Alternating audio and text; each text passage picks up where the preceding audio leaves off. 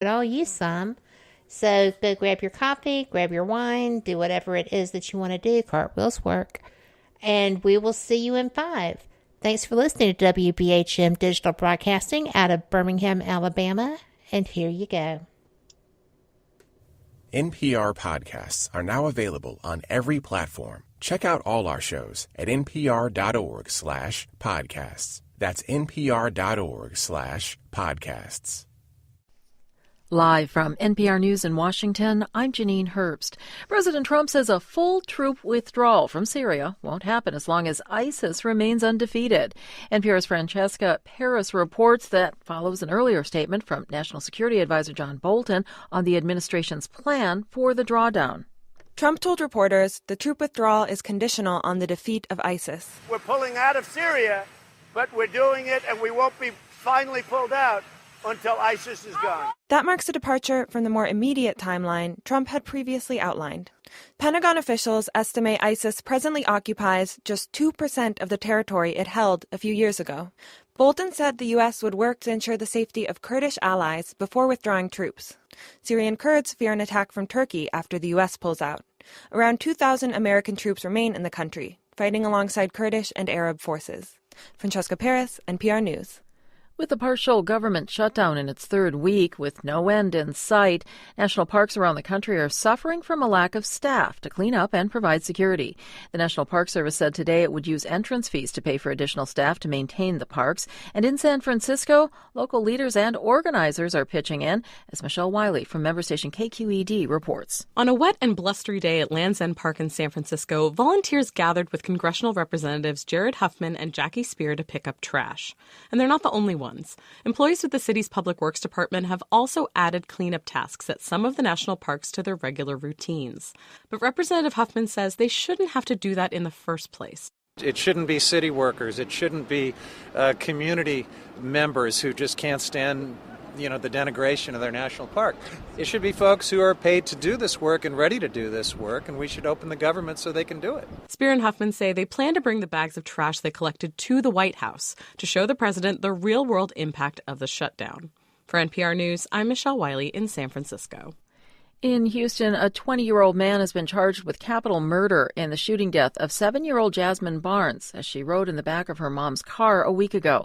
Authorities say Eric Black Jr., who's African-American, acknowledged his role in the child's death but says a second man was the gunman.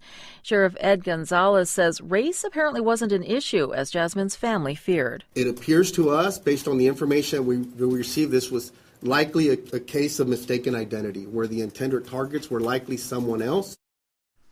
Initially, police thought they were looking for a white man in a red truck.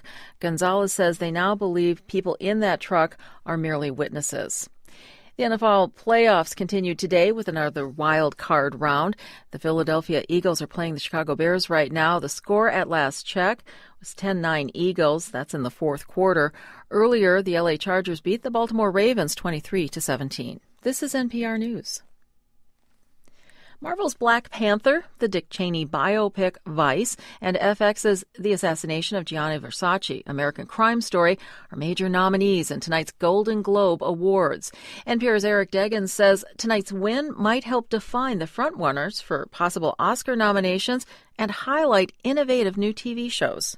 In movies, Vice has the most Golden Globe nominations with 6, but there are other films with multiple nominations competing to dominate, including the Bradley Cooper-directed A Star is Born, historical comedy The Favorite, and buddy movie Green Book. Among TV shows, favored nominees include new series, like BBC America's Killing Eve, starring Globe's co-host and Best Drama Actress nominee Sandra Oh. Her show has multiple nominations alongside other new programs, like Amazon Prime Video's drama Homecoming with Julia Roberts, and HBO's limited series starring Amy Adams, Sharp Objects. Sandra Oh and comic Andy Samberg will host the awards, airing live tonight on NBC. Eric Deggans, NPR News. At the weekend box office, the DC Comics film Aquaman is still in the top spot 3 weeks in, with an estimated $30 million in ticket sales. The Warner Brothers film has now made nearly $260 million domestically and $940 million worldwide. Sony's thriller Escape Room debuted in second place with $18 million in ticket sales, double its production budget. In third place, Disney's Mary Poppins returns in its third week with $15 million. That movie has made $138 million domestically, $257 million globally. This is NPR News. Welcome back. You are listening to WBHM Digital Broadcasting, Birmingham, Alabama, and thank you so much for joining me here on Fate Mag Radio. I'm Kat Hobson, your host, joined tonight by my guest, Kim Johnston, who is a brilliant author. She's a fantastic paranormal investigator. We've been discussing a little bit on the metaphysical side and just having a great discussion. And we have a question. We were talking about the Sono X10 and X12, and Denise in chat wants to know if you're talking about the X10 or the X12.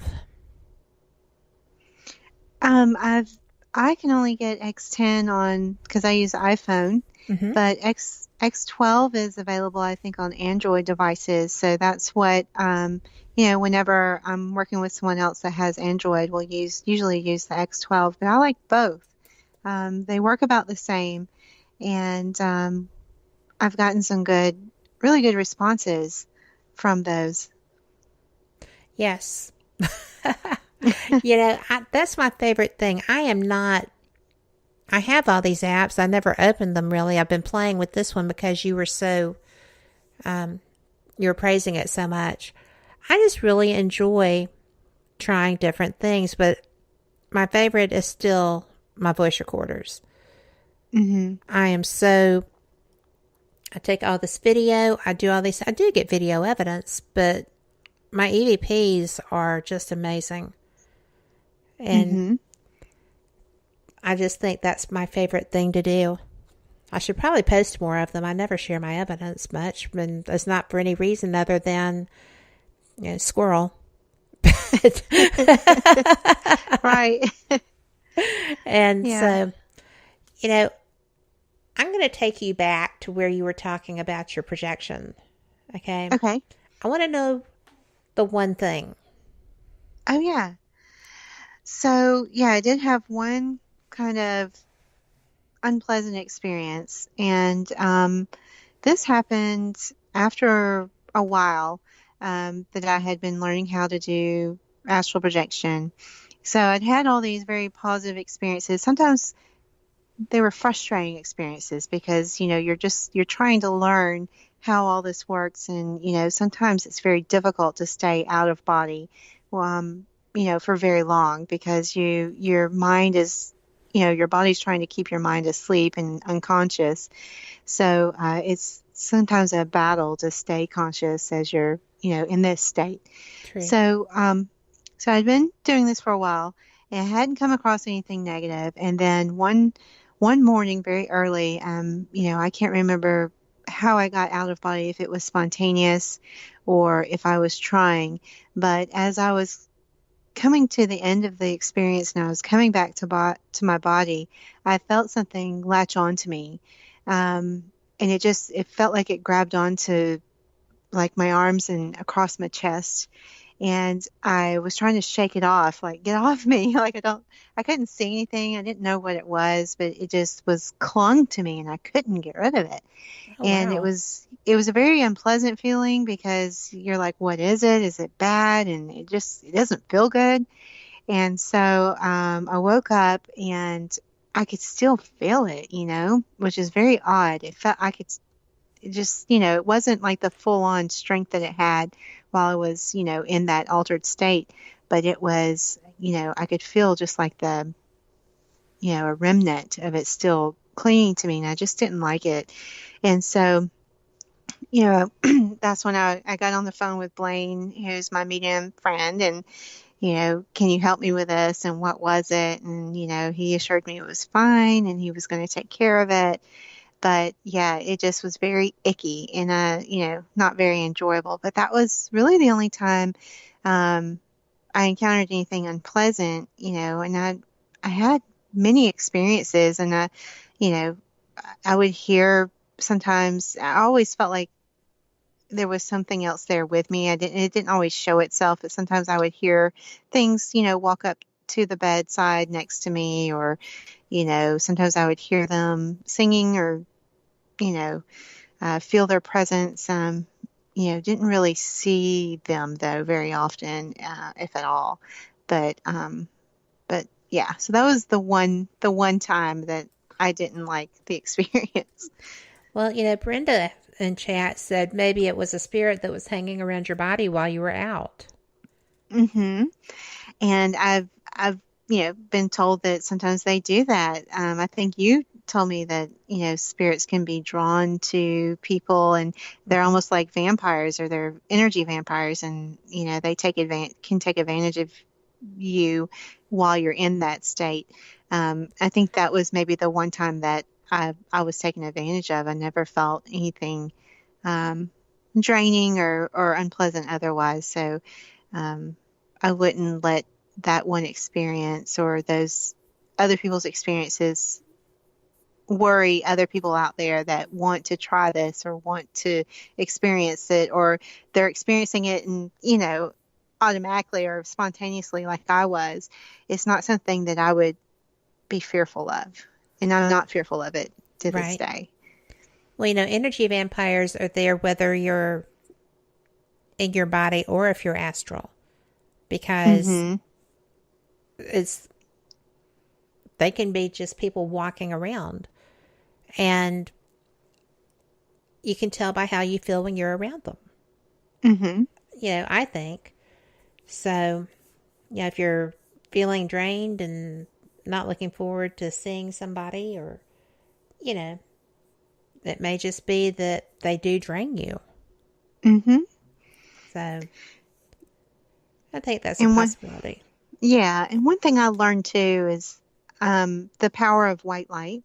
Mm-hmm. So when you're in the astral and you're having these experiences, if you do get afraid, or if there is anything that you don't want to come near you, or if you want to return to your body quickly, just the power of white light. See yourself, either throwing white light out your fingertips towards whatever this is that you don't like, will do the trick, or just imagine yourself surrounded in a cocoon of white light will usually send you right back to your body and protect you.